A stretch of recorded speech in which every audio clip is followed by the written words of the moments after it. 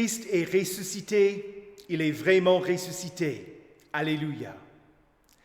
Nous commençons aujourd'hui ce premier dimanche après Pâques avec l'introïte du jour. Comme des enfants nouveau-nés, désirez le lait pur de la parole. Ainsi, grâce à lui, vous grandirez pour le salut. Les liens de la mort m'avaient enserré, et les angoisses du séjour des morts s'étaient emparées de moi. Oui, tu as délivré mon âme de la mort, mes yeux des larmes, mes pieds de la chute. Je marcherai devant l'Éternel au pays des vivants. Comment pourrais-je rendre à l'Éternel tous ses bienfaits envers moi? Je lèverai la coupe des délivrances et je ferai appel au nom de l'Éternel. Au nom du Père et du Fils et du Saint-Esprit. Amen. Confessons nos péchés.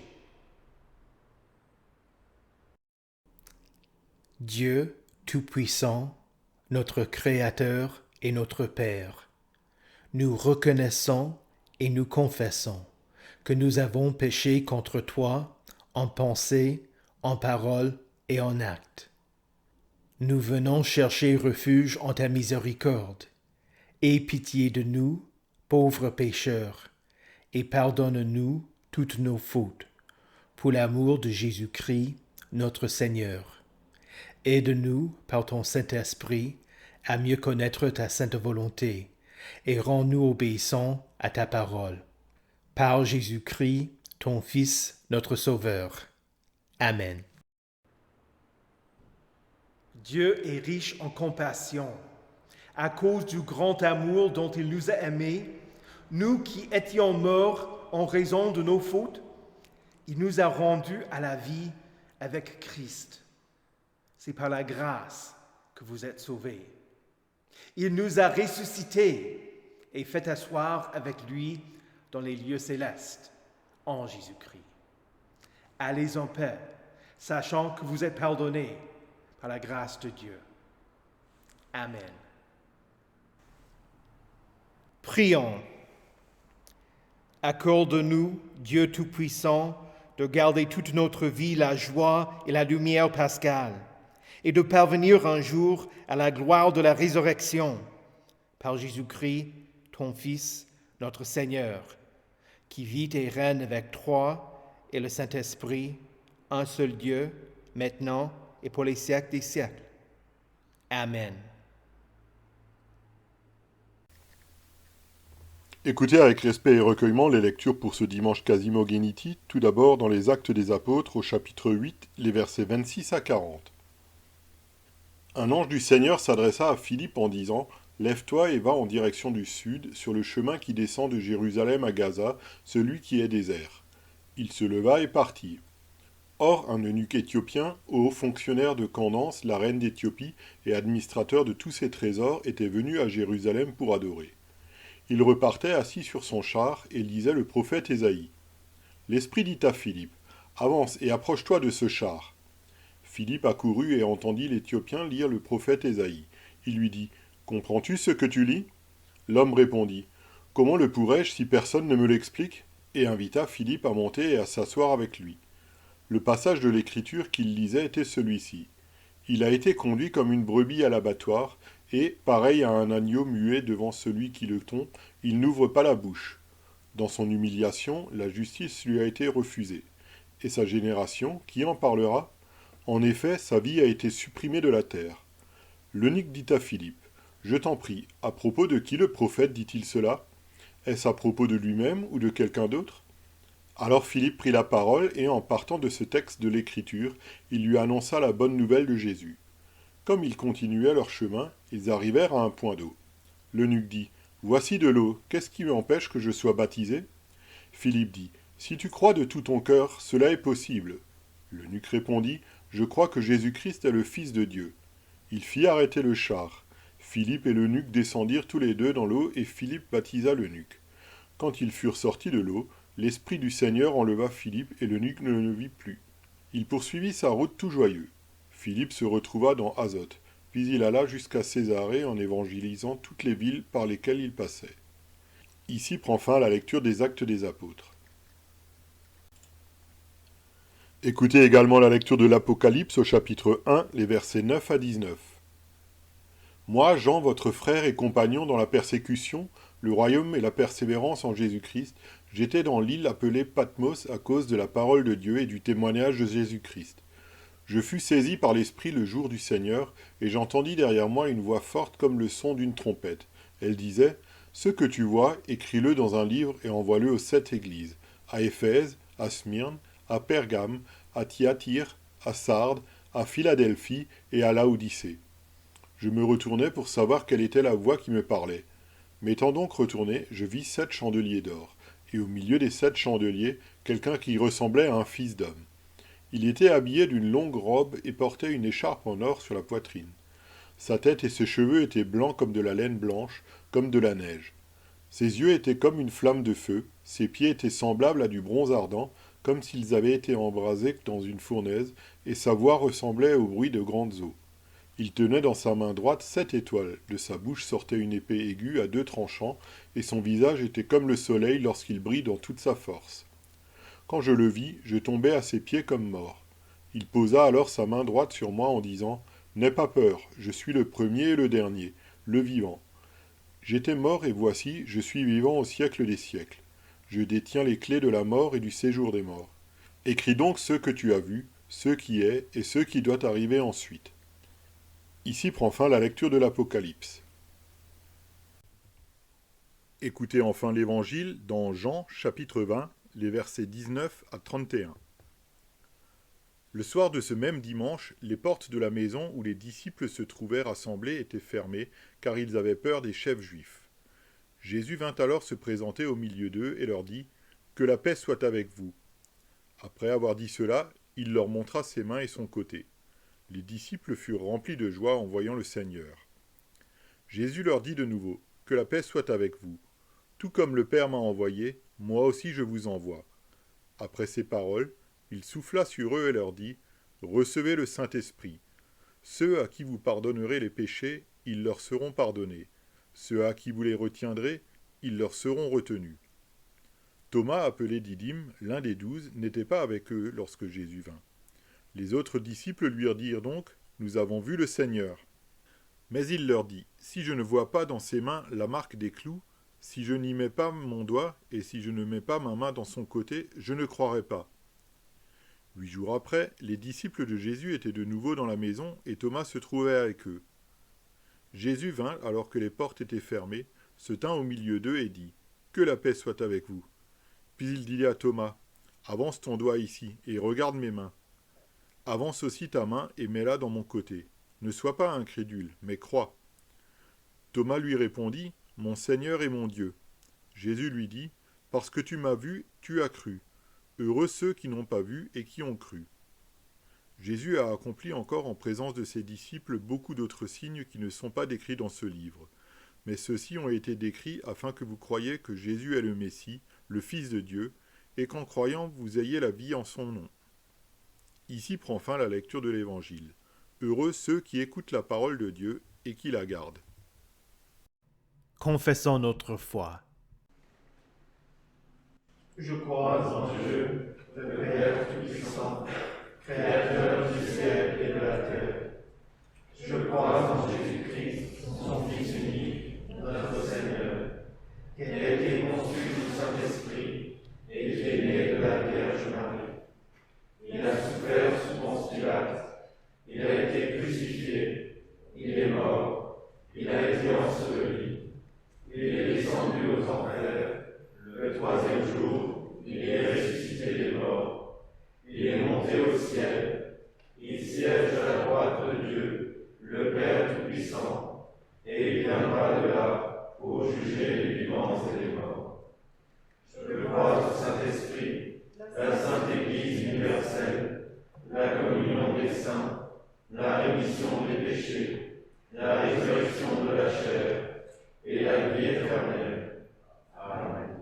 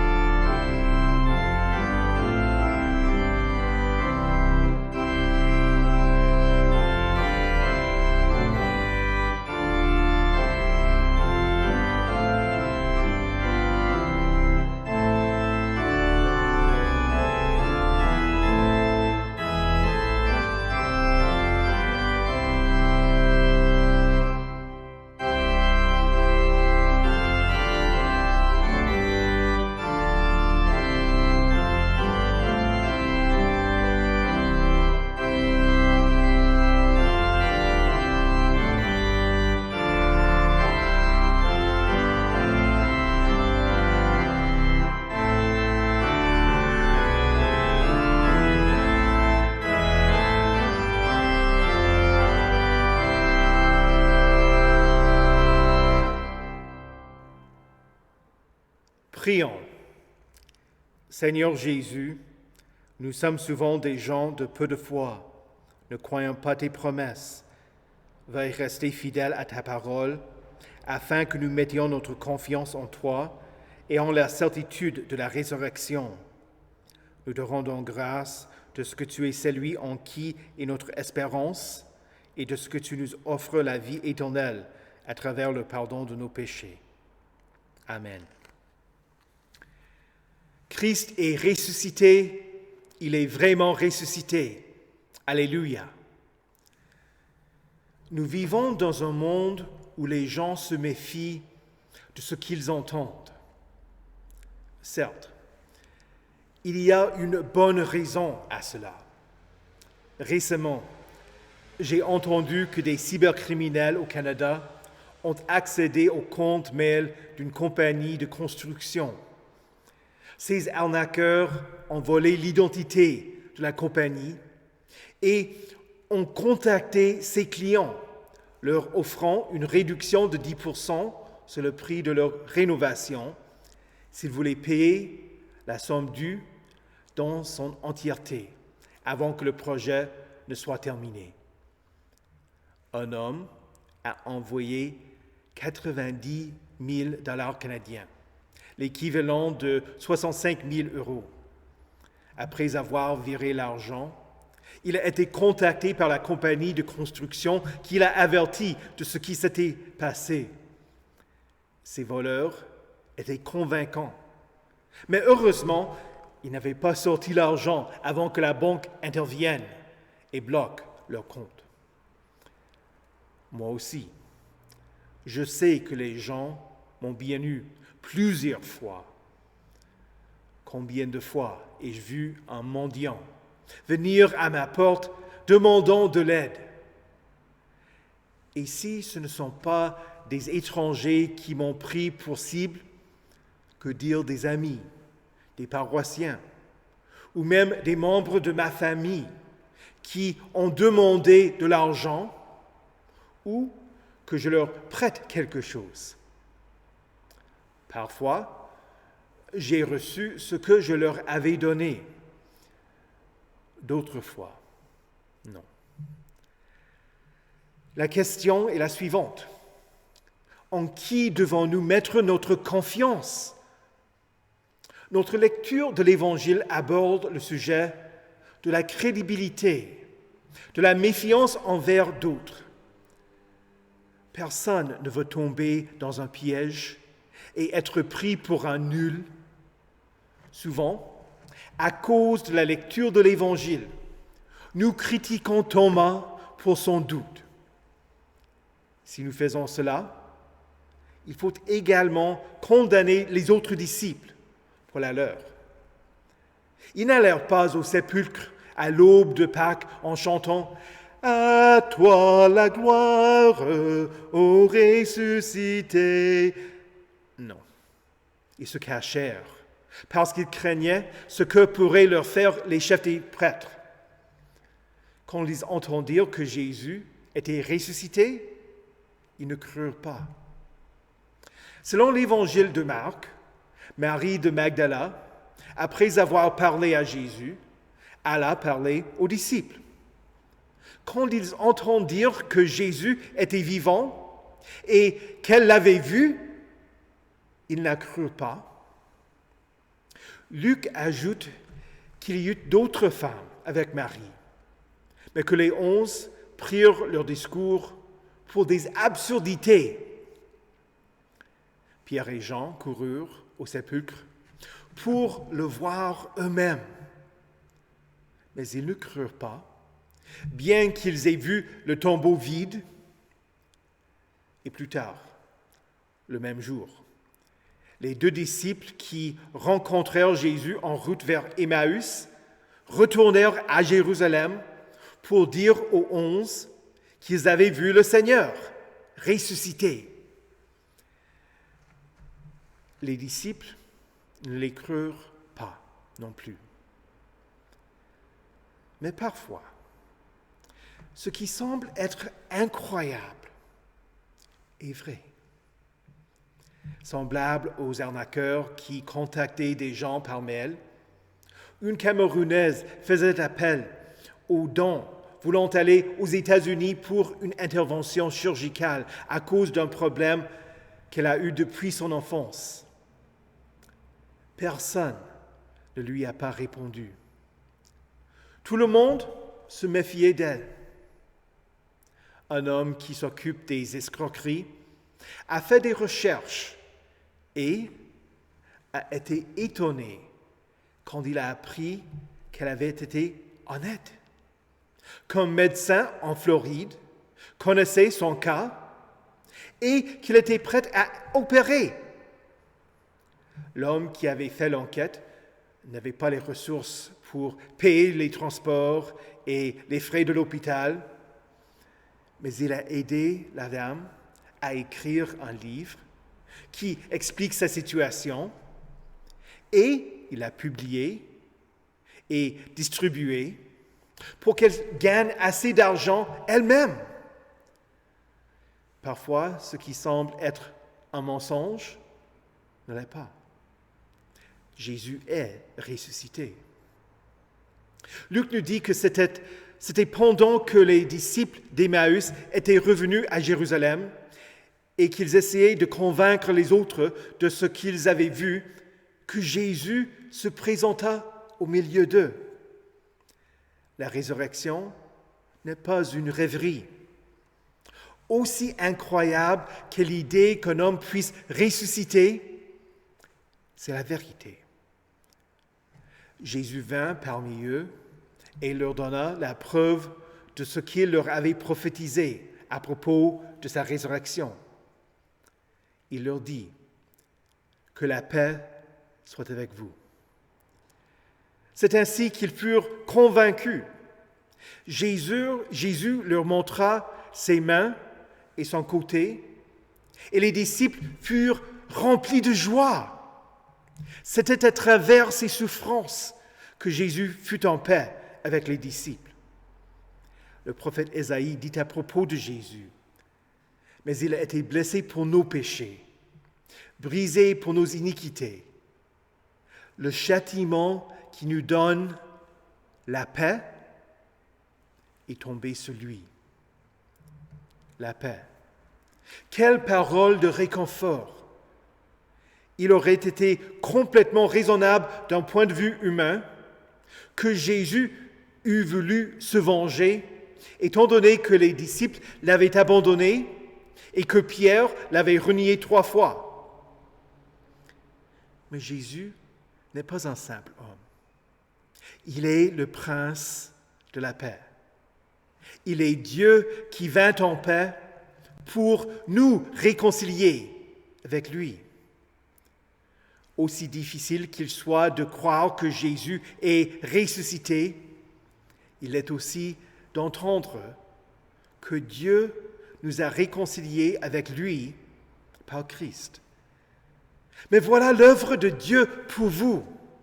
Paul écrit aux Corinthiens, Dieu était en Christ réconciliant le monde avec lui-même, en n'imputant point aux hommes leurs offenses. Et il a mis en nous la parole de la réconciliation. Et encore, dans sa lettre aux Colossiens, l'apôtre Paul écrit, Dieu a voulu par Christ tout réconcilier avec lui-même, aussi bien ce qui est sur la terre que ce qui est dans le ciel, en faisant la paix à travers lui, par son sang versé sur la croix. Et vous qui étiez autrefois étrangers et ennemis de Dieu par vos pensées et par vos œuvres mauvaises, il vous a maintenant réconciliés par la mort de son Fils dans son corps de chair, pour vous faire paraître devant lui saint, sans défaut et sans reproche. Ce message n'était pas seulement pour les disciples, mais pour nous tous. Jésus dit aux disciples dans la chambre haute, « Tout comme le Père m'a envoyé, moi aussi je vous envoie. La bonne nouvelle de la paix est destinée au monde entier. La volonté du Père, c'est que vous soyez en paix avec lui. Ce n'est pas que Dieu vous haïsse et qu'il veut vous punir éternellement. Il donna son Fils pour subir les conséquences de vos péchés. Jésus donna son esprit aux disciples et leur dit, « Recevez le Saint-Esprit. Ceux à qui vous pardonnerez les péchés, ils leur seront pardonnés. Ceux à qui vous les retiendrez, ils leur seront retenus. » Le problème n'est pas du côté de Dieu, mais est du nôtre. Nous vacillons. Nous nous détournons de l'espérance de l'Évangile. Nous nous faisons des ennemis de Dieu par nos pensées et par nos œuvres mauvaises. Nous ne mettons pas notre confiance ni en sa parole de loi qui nous accuse, ni en sa parole qui nous déclare justes par la foi. Et cela se manifeste en désaccord avec ce qu'enseigne la parole de Jésus. Dieu envoie ses pasteurs pour pardonner les péchés des gens, pour retenir les péchés des impénitents. Mais nous doutons de ces paroles. Nous demandons, qui est ce pasteur qui refuse de me pardonner? Il n'est pas Dieu, il n'est pas le juge, il est un homme pécheur et un hypocrite. Ou bien, nous pensons, qui est-il? Seulement Dieu peut me pardonner mes péchés. Ah, mais Jésus envoya ses disciples prêcher sa parole. Je ne pourrais pardonner des péchés si ce n'était Dieu qui m'avait envoyé. En tant que pasteur, ordonné et appelé du Christ, je vous pardonne tous vos péchés au nom du Père et du Fils et du Saint-Esprit. Je n'offre pas mon pardon, mais celui de Jésus. N'écoutez pas mes paroles, mais entendez ce que Jésus vous dit. Jésus peut le faire parce qu'il n'est pas un simple homme, mais il est Dieu qui est devenu homme, qui a souffert à votre place, qui est mort pour vous. À travers ses blessures, visibles en ses mains et en son côté, il vous pardonne.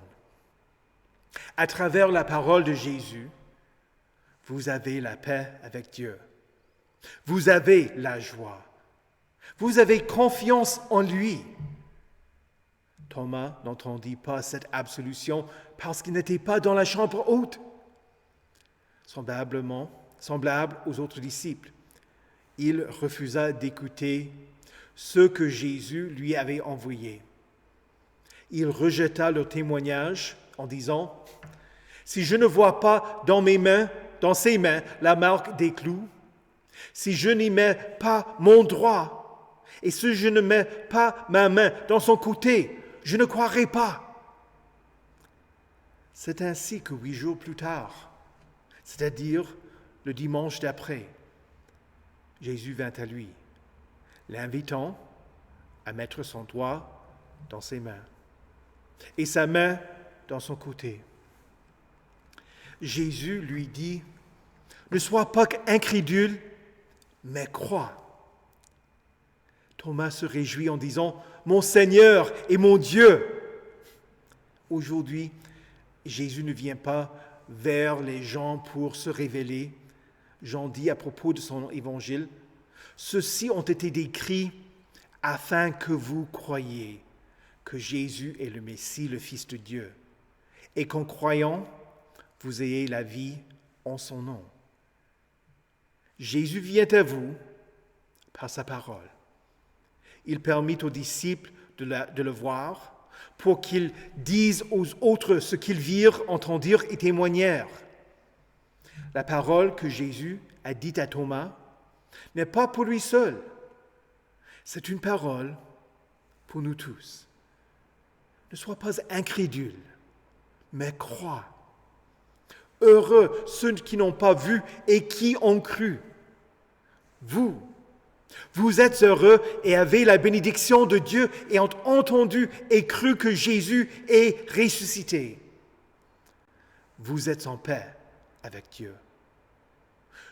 Vous avez été pardonnés de vos péchés. C'est vrai. Christ est ressuscité, il est vraiment ressuscité. Alléluia. Amen.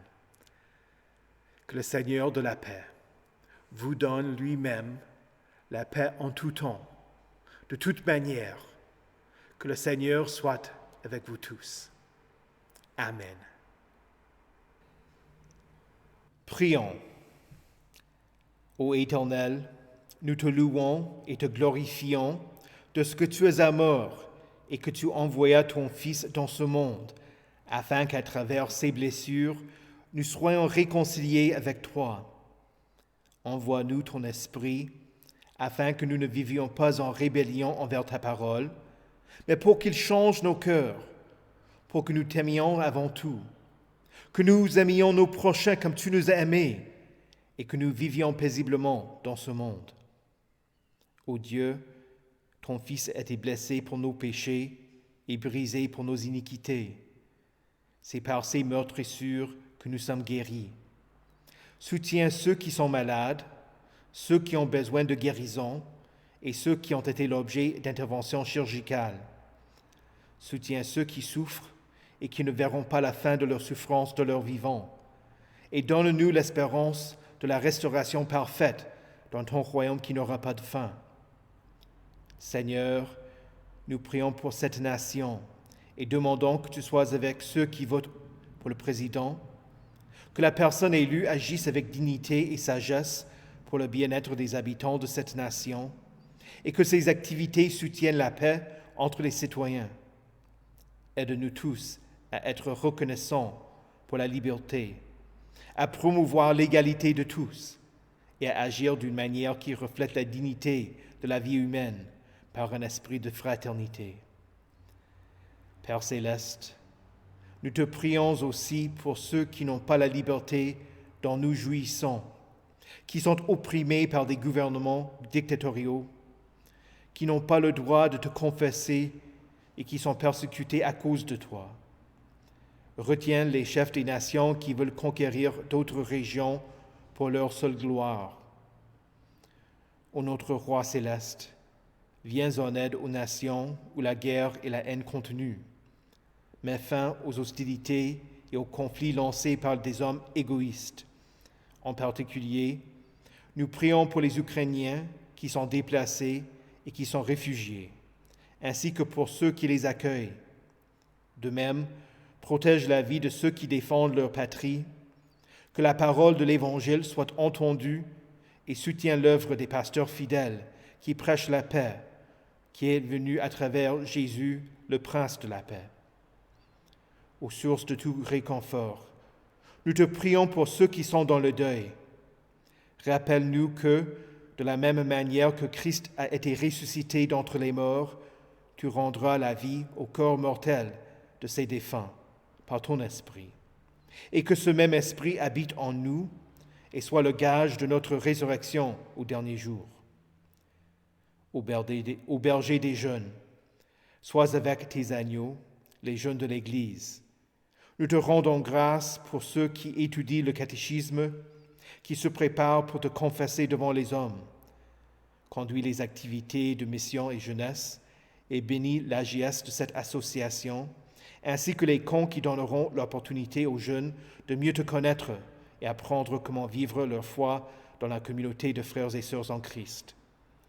Entre tes mains miséricordieuses, nous confions tous ceux pour qui nous te prions, par Jésus-Christ, ton Fils, notre Seigneur, qui nous a enseigné à prier.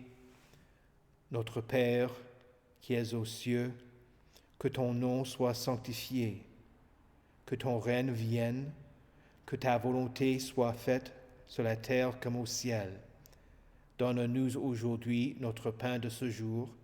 Pardonne-nous nos offenses, comme nous pardonnons aussi à ceux qui nous ont offensés. Et ne nous laisse pas entrer en tentation, mais délivre-nous du mal. Car c'est à toi qu'appartiennent le règne, la puissance et la gloire, au siècle des siècles. Amen. Recevez la bénédiction de l'Éternel. Que le Seigneur vous bénisse et vous garde. Que le Seigneur fasse luire sa face sur vous et qu'il vous accorde sa grâce. Que le Seigneur tourne son visage vers vous et qu'il vous donne sa paix. Amen.